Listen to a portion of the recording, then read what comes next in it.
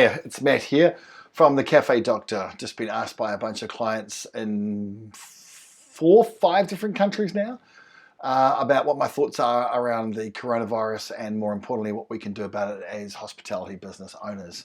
So put together some thoughts here. Hopefully they'll make a lot of sense to you. So let's get into it. We'll hide my ugly mug and you can take a look at my fancy ass PowerPoint. Cool, so the facts of the matter are, so I got this information from the European Centre for Disease Prevention and Control. So this is not my thoughts. These are their thoughts. So as you've probably heard, it feels like the flu when you've got it. There's a bit of coughing, spluttering, difficulty breathing. You know when you get the flu and you get a bit of muscle pain? Well, apparently it's like that as well, and you feel tired. So it's likely to affect older people and sick people more acutely, but interestingly, not children so badly. So that's a pretty good thing, really.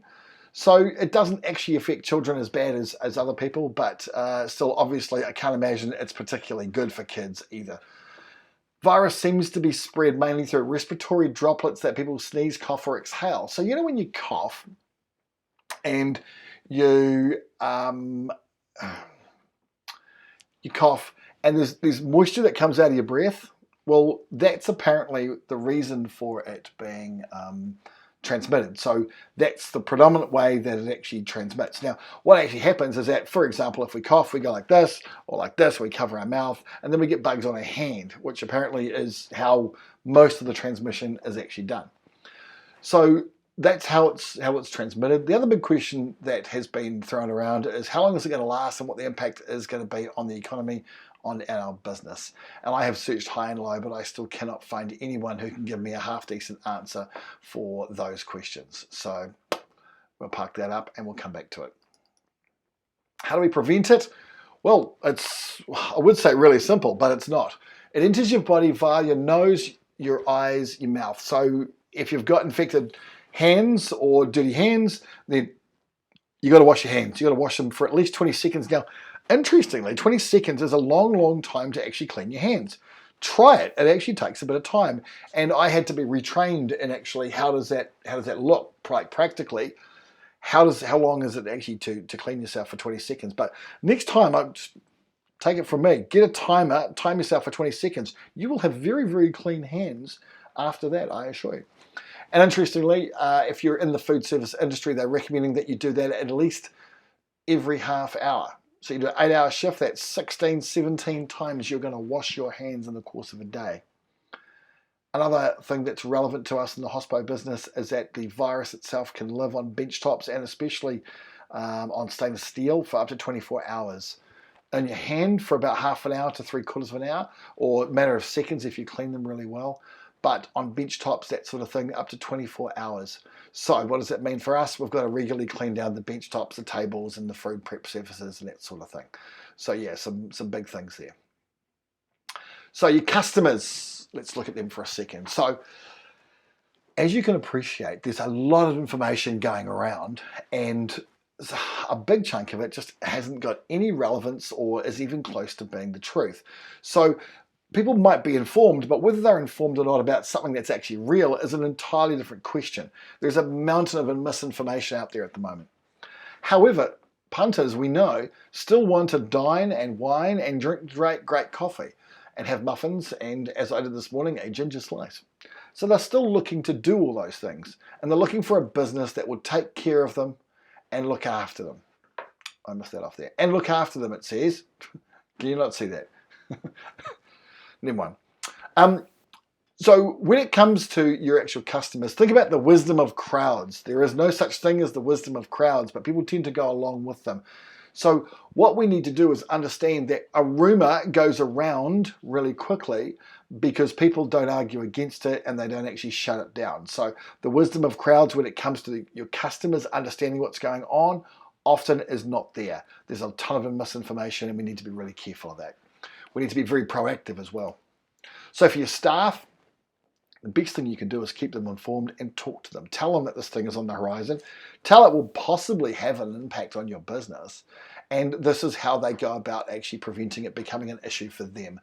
You may need to retrain them or get someone who knows how to retrain people in cleanliness, cleaning themselves and hygiene. Like I said, 20 seconds is a long time to wash your hands, but that's what they recommend. You've also got to make it easy for them to call in sick. Often when people are reliant on weekly paychecks, they will be reluctant to call in sick because it'll mean they won't get paid. But you've got to somehow, and there isn't one answer to this because there's I've got clients literally in 4 or 5 countries who have asked me this one question: how do I actually keep my staff on? And also make it easy for them to call in sick. And it really just does depend on where in the world you actually are. You've got to make it easy for them to call in sick, and you've got to expect that to actually happen.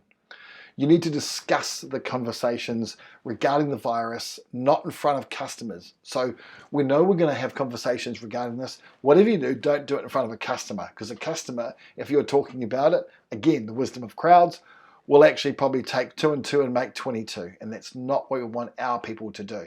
Rumors, as you know, in this world of social media, can kill or make businesses overnight. So we want to carefully manage what our staff say and when they say it and who they say it to. As for your business, right, you've got a job of making sure that you're in business after all this is blown over and we're back to square one again. So the first thing to do, I would say, is look at your employment contracts for options. Build models for your business as far as business revenue goes, and figure out what each model actually looks like. So you might want to do one. I was doing one earlier on this morning with a client, and they think there's going to be about a 10% decline in their turnover. So they built a model where they had the right staff levels and that sort of thing for a 10% decline in their turnover. And they realized that some people can just not be done away with, and other people actually aren't as essential to the running of the business. So the first place to look at is the employment contracts, and then start building those models. Give hand sanitizer, put hand sanitizer out on tables or in a place that's easy for people to actually use, and see that you're actually doing something to take care of them. The other thing, and I've got a few clients in the States that are doing this now, and one in Australia I know who's going to be starting up literally later on today, and about a dozen in other places around the world who have contacted me. And what they're going to be doing is they realize that their clients aren't going to come to them, so they're going to go to their clients, which I think is an absolutely magnificent idea. So they're now doing things that they haven't done before. For example, in fact, the cafe that's just around the corner that I work with, it's literally 200 meters from my house. What they're doing is that for businesses, they will do free delivery. So if you want to order morning tea and that sort of thing, if you spend X amount of money with them, they will come and deliver morning tea. That's coffees and muffins and savouries, that sort of thing, free of charge. So they're doing delivery options. People still want good coffee, great things to eat and that sort of thing. But if they are a bit afraid, or even if they're not going to say they're a bit afraid, their actions speak louder than words, then go and help them actually purchase from you. So what they're taking is a portable EFTPOS or payment machine, and they're going and doing deliveries just around the corner from them. So they're making it work, and there'll be some other things that will allow you to make it work for you as well.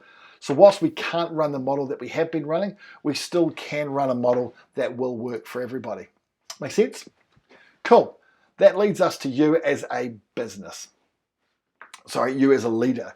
So one of the things that happens when times get tough is that leaders come to the forefront.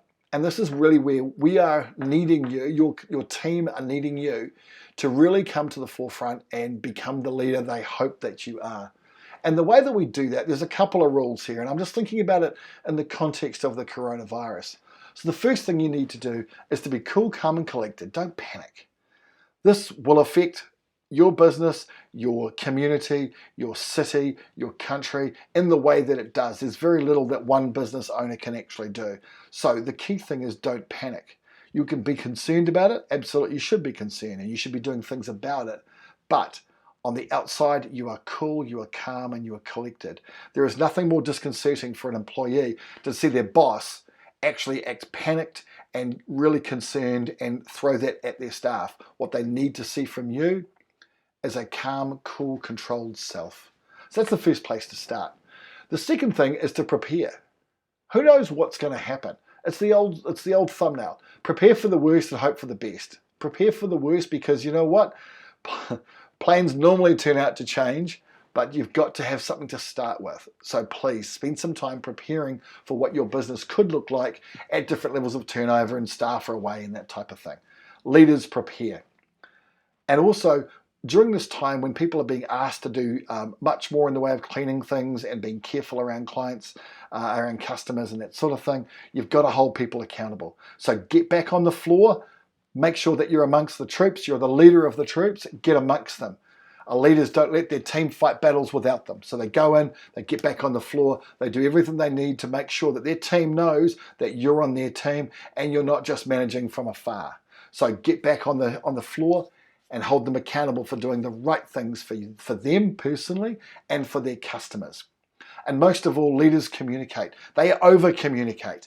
They tell people exactly what they need to know, but they don't tell them once, they tell them 3, 4, 5 times. They tell them till they're sick to death of it. I talk about values when it comes to talking to your team. One of the things that you'll need to do through this whole thing is be really open in your communication with your team. So communicate, hold people accountable, make sure that you're back on the floor and the troops can see that you're in the trenches with them, fighting this thing and actually making the business work despite tough times for all. Be cool, calm and collected and prepare. Those things should be a pretty good place to start. If there's anything new that pops up, I'll put up another video. But until then, if you want to get in touch, then please feel free to flick me an email at matt@thecafedoctor.com. Go to the cafedoctor.com website. There's a bunch of information there about how you can grow your business in good times and bad. Details of the $1 Million Cafe implementation program. And you can find us online at thecafedoctor.com, or if you want to, you can check us out on Facebook. Just search thecafedoctor.com on Facey and connect with us there. So there you go, coronavirus. It doesn't have to be the end of the world, and it shouldn't be the end of the world. If you've got any questions, flick me an email. I'll reply to them either individually, or if there's a whole bunch of them, I'll make another video. Until then, I'll see you soon.